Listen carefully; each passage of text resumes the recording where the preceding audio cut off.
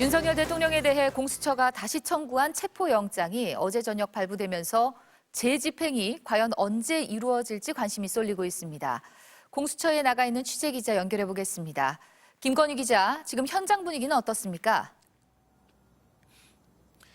네, 저희 취재진은 새벽 5시 반쯤부터 공수처에 나와 상황을 지켜보고 있습니다.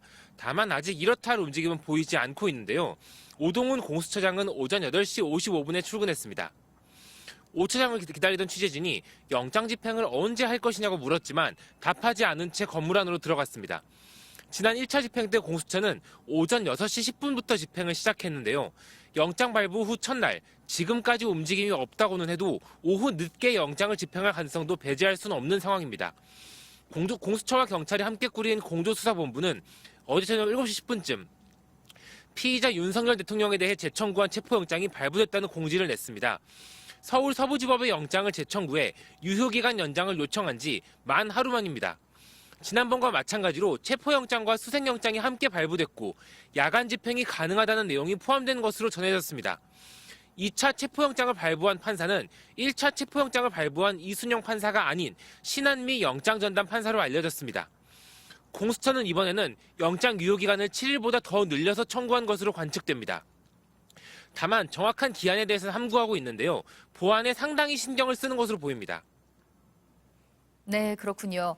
지난 체포영장 집행 때는 공수처가 무능했다는 지적이 많았습니다. 이번에 다시 기회가 주어진 건데 내부 분위기는 어떻습니까? 네, 지난번에 실패를 반복하지 말아야 한다는 기류는 확실히 있는 것 같습니다. 앞서 어제 국회에 나온 오동훈 공수처장은 체포영장 집행이 무산된 데 대해 국민께 진심으로 사과드린다고 했고요. 그러면서 2차 영장 집행이 마지막이라는 비장한 각오를 준비할 거라고도 약속했습니다. 공수처는 1차 집행 시도에서 대통령 관저 진입로 등 내부 구조 정보와 경호처 전략을 파악하는 등 일부 성과도 있었다고 자평하고 있는데요. 재집행 때는 경찰 지원 인력을 대거 보강하고 특공대 투입 등 물리력 행사 방안과 함께 장기전 대비책도 세울 계획입니다. 한편 윤 대통령이 관저를 떠나 제3의 장소로 몸을 피했다는 가능성도 야권을 중심으로 제기되고 있는데요.